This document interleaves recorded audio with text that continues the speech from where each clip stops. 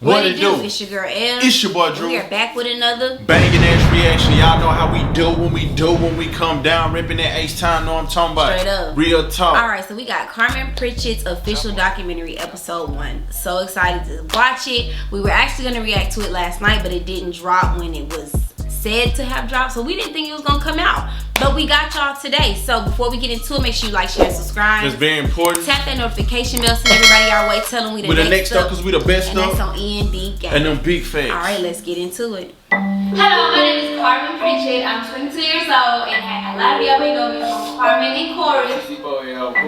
Carmen. And we coming to y'all with our new intro video on our page. You know, let the fans know about what we'll be doing on our channel. But I'm gonna start off with everything really started to the point of where I'm here now. I'm 22 years old. I was born and raised in Puerto Rico. Well, I was there majority of my childhood. I came to Alabama when I was 10 years old. Okay, so we in Alabama, Montgomery, Alabama right now. And this is basically where I grew up since I was 10 years old. I went to elementary school, middle school, high school, and I had my jobs and everything before YouTube. 5 years old, my mama left me for 5 years. And when I say left me, it's not that she was being a bad mom, as she just left me. She left me to go, you know, find like a better life for us, a better life for. See, a lot of people, I feel like, had to do that. A lot of parents in other countries, because the opportunities just was not there. Yeah. So before you judge, oh my gosh, she didn't. No. Until you are a parent and you have to provide and you don't have no help, you just don't know what you'd have to do to make do for your family. Yeah, so. them facts though, you know, this people have to make sacrifices though. And her mom is strong. You can tell she don't play. For me, knowing that I'm the only daughter, so, you know, during the 5 years of her missing in my life, I really wasn't aware of the things that a mother could possibly do for a daughter, you know. Carver High School. I'm almost here, guys, and this high school brings me so many memories because I really had a lot of friends, and I was really cool with a lot of teachers. This is where I really became of me really just building friendships with a lot of people. So it's like I had a bond, but my mama broke all my bonds, y'all. Oh. I'm gonna show it to y'all.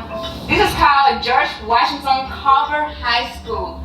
This is what Carver. Don't we have a Carver High School? We got a Don't we have a George Washington Carver in Houston? We have a Booker T. Washington. No, but I think we have a. I could have sworn we had a Carver High. I don't know. I can't really just say, and I don't want to sound like I'm freestyling. We probably do though, but I don't know. I came from 9 freshman year, sophomore year, and junior year, y'all. Okay, guys, so here's my high school, and like I said, this is George Washington Carver High School, and I was here from 9, 10, and 11th grade year, y'all. I used to wait on my mom to come pick me up, like right there. I used to sit with my girlfriend just chilling, and one time, this is what made my mom mad. One time I was sitting there, and a random guy, well not a random guy, but he was my friend, he had his arm around me, and that's what made my mom want to transfer me to another school. But in this high school, y'all, I learned so much.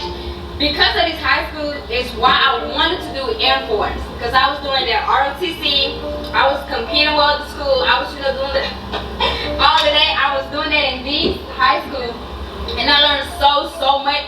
And I feel like by the time I got to this high school, it's when my English started getting better also. Because, you know, I always had a translator with me all the time. But when I came here, it was like, Carmen, you on your own. All my freshman year, I did so amazing. I was a good student. I never really had L or D's or C. I stayed on like A's and B's majority of the time. But I feel like the only reason my mom didn't really like me in this school is because, especially like juniors, will just leave that school because it's so easy for you to just walk out, literally. Like from the front office, you can't walk away. But if you go to that door right there, it's come from the gym. So from that gym, everybody's easy to just walk in the parking lot, and everybody just walk to the McDonald's that we just passed by. So my mom. So you was skipping. I mean, everybody was skipping. Well, I wouldn't say everybody, but most of the kids in high school was skipping. I didn't skip until, no, I'm lying. I skipped. I didn't skip a lot though, but I think I really skipped towards like the end of the year. I was tired of school. Was skipping. You go talking about she wasn't skipping. Tired of school, but we would I would be with girls and we would go get something to eat or something, or just leave. You know what I mean? Like, you sure our about friend that? had got a car for the first time. You sure about that? Wasn't for no boys? He on the other wasn't hand. for no boys? He on the other hand always. No, he whatever. was never in class. Whatever. So ask him. I don't know what happened, but somebody told my mom that they saw me walking to McDonald's during class time, which was a totally lie. I never left school to walk like that. I never did, guys. But I used to just be right there. My mom embarrassed me in this school multiple times, and I want to make sure she tells y'all that, because she will park here and scream at me to come on in Spanish. Everybody looking at me like, Carmen, you in trouble, you in trouble. But it was more like she wasn't really cursing at me, but it's just the way she just pulled up and like, get your over here, basically. Yeah. So, and then when I was in RTC, I used to put a flag up here every morning, and I would get out of school at 2:45. And I will come and take the flag down. Hold on, how you doing? Alright. I looked at somebody's video, tell me what we got going on out here. You know I have history in this school. Gotcha. She left us and went to the poor girls over there. I didn't know, I didn't live. My mom took me. My mom took me Should away. not have taken you away. She just left you here. She took me away, and I was so mad I was hurt. I cried. We got you. We missed you. I What's the know. before you catch cold? Alright, we good. Alright, Thank you. You're welcome. So that's principal. Yeah, you got. They ain't asked permission. Yeah, you trying to see what's going on. Hey, what you got going on? Oh, you know me. I used to go here. Oh, okay. Well, you need to put some clothes on before you catch a cold. You don't Put need to be some getting sick clothes up over on. here. Why is you out here naked? You can tell it's windy It's out there. windy, yeah. Paul. He was like this with me. I was like his little daughter. I'm gonna take you here, and this is it's called Petri Warehouse. This is more like where people like put everything in boxes like cigarettes, chips, juices, candy, and they put in the trucks, and they just they deliver that. I started working here soon as I graduated high school, which was at 17 years old. I started working here, and that's because my mom knew a friend, and they kind of got me in like quick. Okay, so this is where I was working, and the only thing I did not like about this job, I feel like this job is very for guys type, because I would clock in at 12 evening, and I just never knew what time I would get out. I literally would get out like at 3 in the morning, 5 in the morning. Yeah, that's like a warehouse job. Wow, yeah, that's crazy. And it be girls that do it, but it's mostly like, them kind of girls. Yeah, nah, cause like you know how like Babe. them females work at them plants, they would work hours like that, Babe. but they wouldn't even be Mostly at warehouses. doing. Oh yeah. It's those kind because you have to pick cases, and that's heavy. That stuff like you gotta work forklifts. Oh, you talking about like the strong ones who can do like push-ups and stuff like that? Yeah, them. I'm not trying to label nobody. I'm just saying those. I know what I'm talking about. Yeah, real tough. 6 in the morning, and then I have to come right back at 12. So this right here, like we used to come and sit outside for lunch, which on lunch days, y'all, it was very like limited. Like they'll just give you 15 minutes to just break, and then you have to go right back in. When you go inside, they don't have no fans. There's no heat, so when it's cold, you have to really come like with a whole bunch of jackets, hat on, thick bands, everything, because your hands will get freeze in there, y'all. So during the time of me working here is when I met Corey. So when I met Corey, he used to like come right here, park outside, and just wait on me. That's crazy. That's the sign of the break is over, actually, y'all. Wow, during that time, I guess me growing up, me changing into being a girl, teenager, or whatever. I had a close relationship with my dad, I definitely did, because he was the only one in my life during that time with my grandma. And my grandma, you know, she was a little bit old, so it wasn't so much she could possibly do for me. But during that time, I was going to school, you know, I was in school, you know, getting my education and everything. That's something that never missed in my life, was education. I always had it. So, you know, during that time of me just being with my dad, I remember it was just finna be my birthday. It was finna be like 5 days before my birthday, which I was gonna turn 9. So before I turned 9, it was a thing where my dad didn't stay with us. You know, my dad didn't really spend time with us. But I always look at things like things. I'm not pausing it a lot because she says a lot, so I'm trying to get the whole point before I pause it. I'm just letting y'all know, because I know y'all like, oh my god, you letting it play through.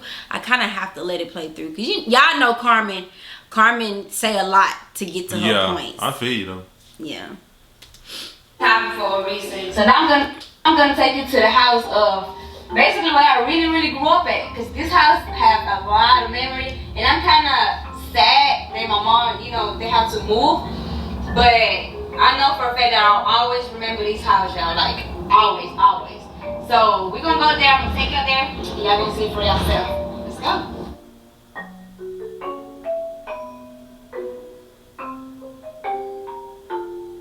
Don't do that. I'll be on YouTube. We already saw the face. I know, right? Somebody don't do that. It's hard to the little blur out things. It's hard to do. She wasn't tripping. Yeah, I need my little shine with the bonnet on and everything. Bonnet on and everything. So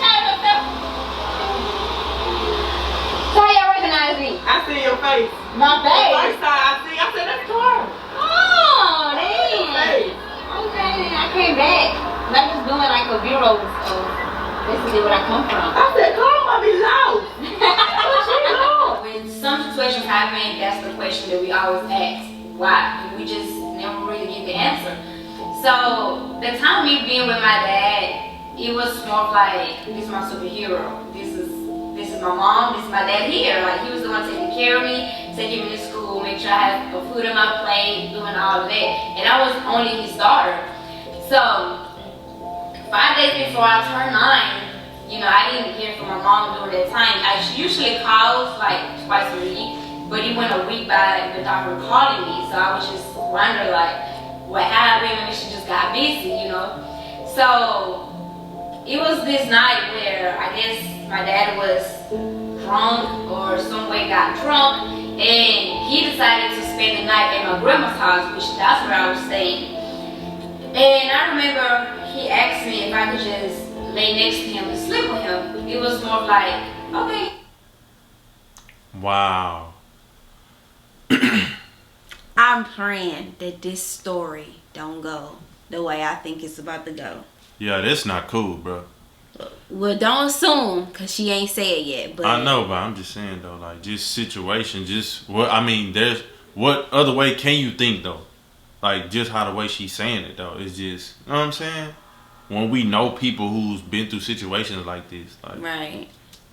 Yes, you know, I need to have like a little love. That's my mindset. But as the night was going by, it seems like things just got a little bit weird, and I just couldn't understand like what was happening. This might just be the greatest season of all time. Right out of the gate, we got Eddie. What was happening at that moment? So it just happened so fast, you know. It happened so fast that it will always be a thought in my head. It will always be the feeling in me. It will always be the memory in me. You know, like, I would never understand how can a father do something like that to his daughter. So that time of him being drunk, you know, he took advantage of me. So it was more of like, I didn't know what to say. I didn't know if I was allowed to scream. I didn't know if I was allowed to run to my grandma and say anything. I didn't know. I was just speechless. I was just like, okay, what's next? You know, I didn't have a mom. I couldn't reach. bruh.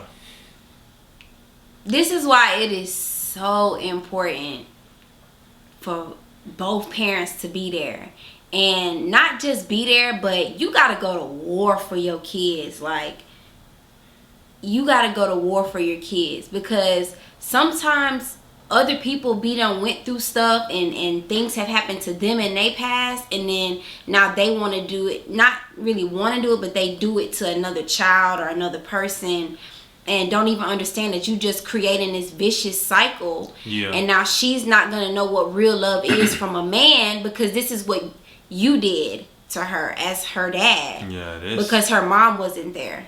That's sick. Your own daughter, like, she's scarred mentally. You know what I'm saying? Like, it's crazy.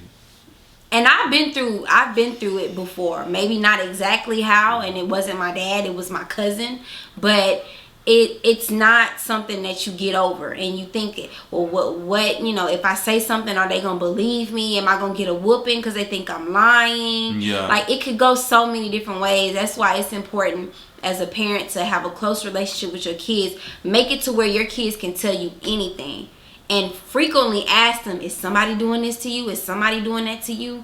And if you see somebody coming at your kids any kind of way, you need to say something in front of the child. The child needs to know that you are here to protect them, and you are here to be their advocate. Like, you can ask anybody, I will fight you behind my kids. I will punch on you behind my kid. Don't even look at my kids no kind of way. Like, I'm very protective because of what I've been through. So this really hurts my heart. It really does. Yeah, real time. I'm just glad that she's able to, like, be successful and to keep going. You know what I'm saying? Even though she did go through that. You know what I'm saying? Right. Yeah. You never know. It was hard.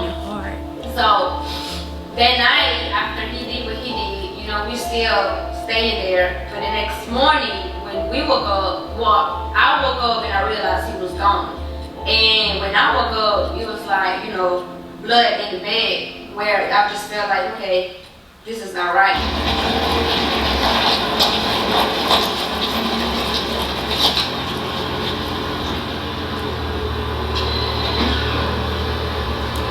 Nine years old. 9 years old. Now, if he don't deserve to get beat up and all that stuff, man, bro, that's insane though. Like, come on, bro, like, stop it. You a grown man and a 9-year-old. She probably wasn't even having periods yet. Like, not even trying to be graphic, but you took this baby's innocent mind and her innocent body, something that she was supposed to give to her husband. You took it from her as the dad of her. Like,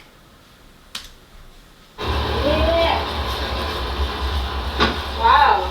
I haven't been here, which I usually come here a lot. So basically, this house, my stepdaddy, because you know he's from Mexico. So let me tell you real quick.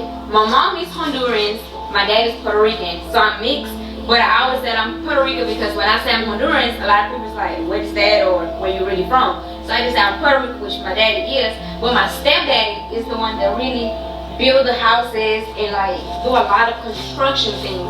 So anything that we did in a house, he would definitely get it done. So we used to live here for, I would say, wow, maybe 7 years we lived here.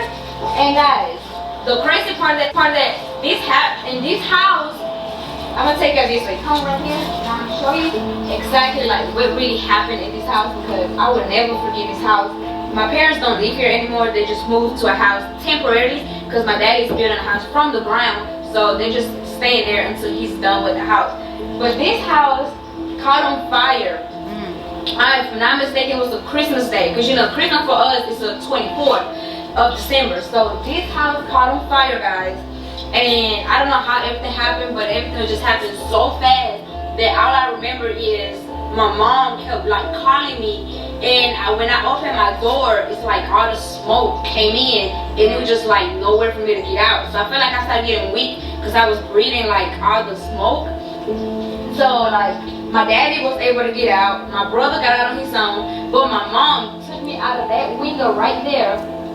My mom took me out of that window. She broke that window, and when she broke the window, like she dragged me, and that's why I have my marks right here, which this is where I had stitches at, right here, and I have another one on my knees right here, which that's where it came from when the house caught on fire. And I remember when the ambulance and everything came, was like right there, and I was so weak because I felt like then I really like had all the smoke in me. So after the house got burned down, we went and lived in an apartment that my boss, well, my dad. First of all, woo, baby, she has been through a lot. Wow, you survived a house fire.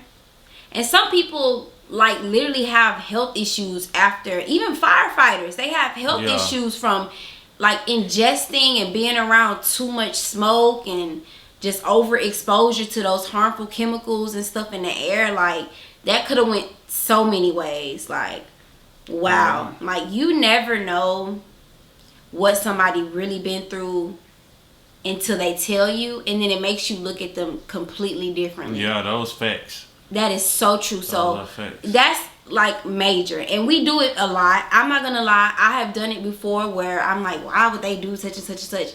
But then you got to go back and think, something happened. Yeah. Why are they like this? Something is missing somewhere. You know what I mean? So be slow to judge. Like try to like figure out what happened, and even if you can't figure out what happened, just pray for that person, because you just don't know, man.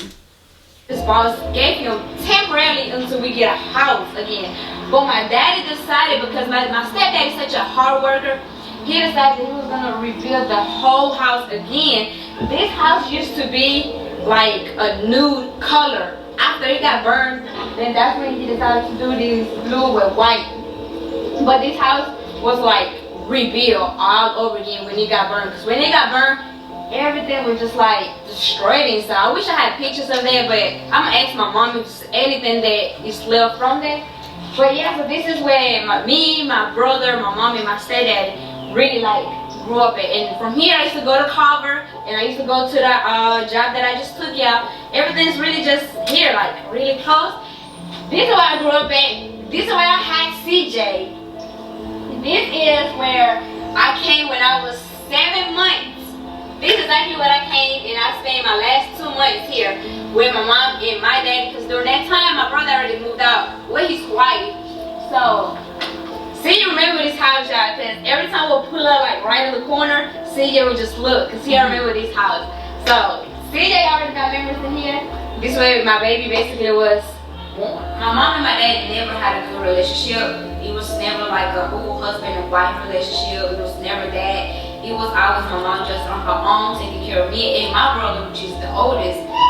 Alright, well, for my mom, I know it has been hard for her to raise us, because basically she has been by herself all of life. He looked just like his mama. Yeah. Carmen do too, but he looked just like his mama. Squad business. Y'all, I don't know why I be forgetting that Carmen is not an only child. She's the only daughter. Yeah. I think. Yeah, only daughter. Wow. All of the time, you know. And first she had me at a very young age. She was 13 years old. So you can imagine how bad it was. And when she had me, she didn't have nobody. You know, as soon as she walked out of the hospital, she had me in her arms, and she didn't know where to go or what to do, you know. And despite that she was in so many medication not to get pregnant again, somehow she ended up getting pregnant again 3 years later by Carmen. And she wasn't ready for that as well, so you can also, you know, kind of feel like what she was going through. So, you know, me and Carmen, we've been like going. I'm gonna stop it. 13. Imagine you just really became a teenager. You starting to blossom and grow your female body. Yup. And you got pregnant at 13. So not only was Carmen's innocence taken away, her mom's was too. Yeah. We don't know the story about that. That's her story. You know, that's her right to tell it or not. But you see how the cycle repeats? Yeah. That is so sad. That is so sad. Just gotta be careful what type of people you allow in your life, though. You know what I'm saying? But you never just know, though, because you never just know, though, because a lot of people be messed up and just good with hiding it. So she would have been 22 years old with a 9-year-old. Yeah. What do you know to do at 22?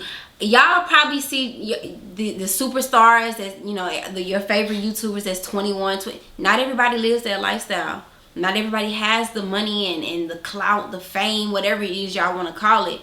Some people really out here in the streets, like trying to figure out how they baby gonna have milk, how they baby gonna eat, how they baby gonna get clothes for the next school year. For real. Like it's real, man. It's real. So don't let this internet stuff cloud your judgment. Right. To see her be able to take care of her mom and give her mom a choice, that is a major blessing, and they deserve this as a family. Through so much, you know, she knows the struggle, I know the struggle. So where we are today is definitely a blessing for us, you know, especially to know that my mom isn't going through all of that stuff that she used to, you know. My mom brought me here first because she left me with some of her friends. I was bad. Like I had a bad conduct, so I would jump from family to family to family, so I was never like stable in one place. So she left Carmen with a very close friend of her that she was a principal in school. But you know, Carmen has always been nice or sweet or whatever you want to call it. So she never had any problems. So that's the reason why she brought me first. And then later, you know, she decided to go get Carmen, and she started raising us here. She didn't have any money. We basically was living in a room, and I don't know how she did it, but you know, she always had us a roof where to be at, you know.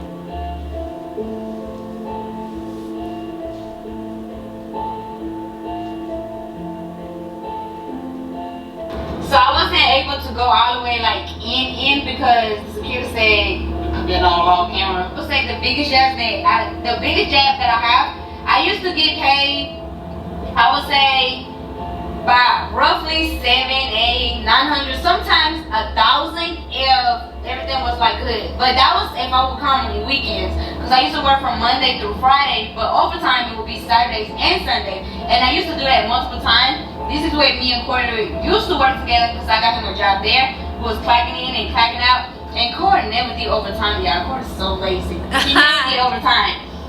And we used to wear these shoes, y'all, that were super, super heavy. Like, you had like metal, like it was bad. Because I used to go home and cry to the fact that like my feet used to hurt, my back used to hurt.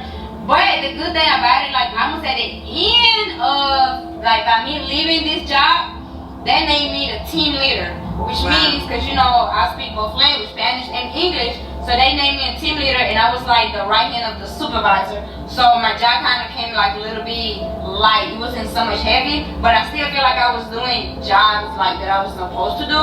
But yeah, so this is the job that Corey made me quit, and we quit the job, and I was super happy. I guess I was satisfied with my $900 or $1,000. My mom was very, very strict. Hey, I mean, when you're young, that's a lot of money. Yeah, for real though. It is, like, especially if you're able to, you know, live with your parents and stuff. That actually it gets you somewhere. You know what I mean? But yeah, I'm just happy that I'm glad that they had the faith to start fresh and to try something new, because this is not an easy job. You gotta be noticed. You know what I mean? The right person has to pick you up and like really put you up there.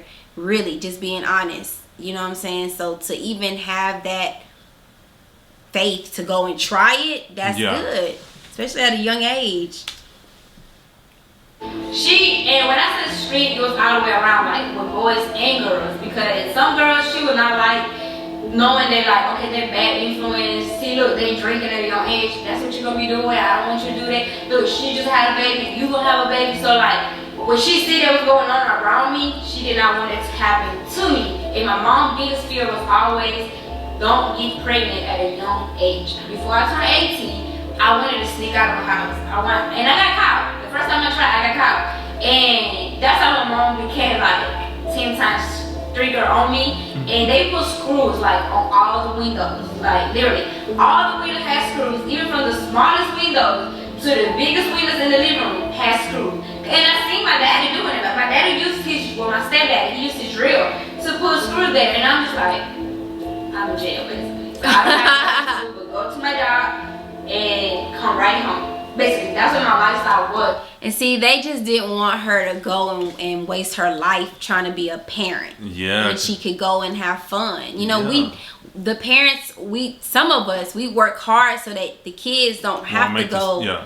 Yeah, that's funny though.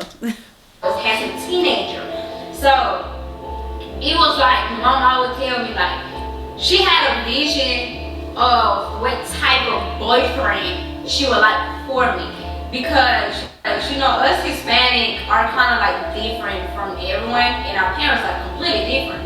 So she had a lot of Hispanic friends that had daughters, and their daughter would just get pregnant, and they like single mom. So my mom was like, if I went through that, I don't want you to go through that, because now it's like you're repeating my cycle, and that should not happen, because I brought you here to have a better life than what I had, you know? So my mom never put me in birth control. She never talked to me about sex. She never told me what protection was, what birth control pill was. She never. And see, that's where we make a mistake as a parent, because my parents they did that too. You can't tell a child what you don't want them to do and then don't teach them what you don't want them to do. What it is. You have to tell them what it is and tell them what can happen and show them, okay, if you do make this mistake, this is what you need to be doing. This is what you need to be using.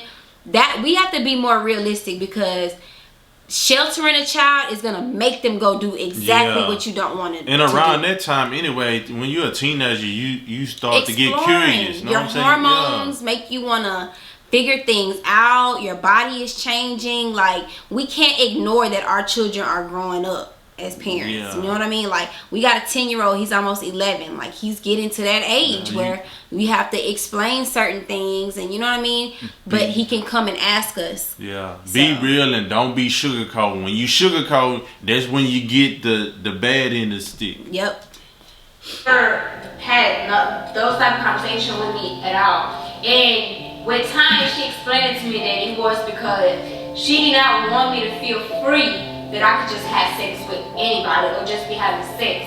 Because if I'm protected that, okay, I can have a baby, her mindset was like, okay, she can just have sex with anybody and I will not know, you know? So, my mom... But it's better to protect them from, you know, getting pregnant and all that than to not protect them and they get pregnant. Or worse, get HIV, AIDS and stuff. You can't win like that. Every day I would go to work, she tells me the same thing every day. As soon as you get off work, come straight home. As soon as you get off work, come straight home. So before I even get out, I would let her know, like, okay, today I'm getting out on this time. My mom would be the type that if I text her and let her know that I won't get out until like 3 in the morning, my mom will take her butt to my job at 2 in the morning, make sure that I'm still working. Wow. My mom, she's had trust issues, you know, and she just wanted to believe that what I'm telling her was true. So I just couldn't do nothing. And I felt like the more strict she was, I did kind of like want to try more things, but I just get caught every time. This when Corey came in the picture, I remember just like it was freaking yesterday. Corey, I have went over my friend's house because I'm already 18, so I was allowed to have a little freedom, you know. So I went over my friend's house and we had posed. It was a video we posted. It was a trailer. We posted like a music video. We just dancing, and I didn't even pay attention that the location was on. So when I posted the video, the location was there. So I guess that's what it caught Corey's attention, and Corey started liking my pictures. So I was like, okay. So I started liking his picture back. But when he DM'd me, I realized he DM'd me like a whole year ago. I'm like, oh wow, you know. And I responded to him before, but it would be like 3 months after or 4 months after. I'm like, I'm never gonna be no boyfriend like this. So when we started liking each other's picture, he slided my DMs and he was like, I would rather to get to know you instead of liking my pictures. Corey always been, since 2016, Corey always been such a sweet guy. You know, like he always been the type of guy that when you get in a relationship, you wanted this guy to be just like Corey. Like, I used to brag about it. I used to be like, damn, like this is what any girl wants in a man. Like he just come randomly flowers on your door and bring flowers for your mom. So Okay, son. That's how you do it though. You might need to take notes. No. Yes. That works for different parents. Boy, if you brought my mama some flowers, she would think that was so sweet. I know mama now my appreciate daddy that, would probably talk noise to you. I know mama appreciate that stuff. Hey, I'm a good guy. Okay, I'm a good guy. He used to buy me stuff. Now he just, I'm a good guy. He just treat me like a stepchild now. Oh. I was going, you know, my mom was like, okay, who is this new guy? You have to introduce him to me. So I'm like, well, this kid's name is da-da-da. He's still in high school. That's, I think, the only thing that my mom wasn't so good on it, that he was still in high school. And I was still in high school. Like, I was the man in the relationship. So, he was still in high school. And when I found out that he was still in high school, I couldn't believe it because I'm like, you 18, why you still in high school? I graduated when I was 17. Why you still in high school? But then he had told me that he had surgery, something happened that kind of like stopped his school. So when he came back, he was kind of late on it. So when my mom met him, she had my brother to translate because she just couldn't trust what I was saying. So she had my brother to translate for her. That's funny. She couldn't trust you was telling. Yeah, you know how it is. Oh man, her mama square business. Like, you know how it is. She don't play no game. Questions like, what you want with my daughter? Like, what do you see in her? Like, who are you? Like, where you from? What's your family? All that type of questions that a parent will ask. Yeah. But my mom, for some reason, started liking Corey, like, instantly. Like, my mom just seen something and Corey was like, oh, I like him. He's very humble. He's sweet. He's very caring. He trying to wing me and doing this, doing that. So my mom, I was like, oh, he doing the right thing. He's going the right way.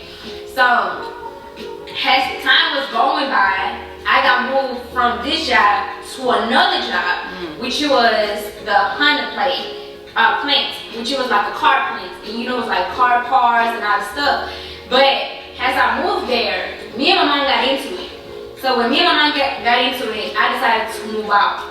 And when I decided to move out, I went into this trailer park. I went there and I got this, you know, a room in a trailer with strangers that I didn't know. It was a lady, but she was so caring and lovely, y'all. And when I moved there, the place wasn't a place where I felt home.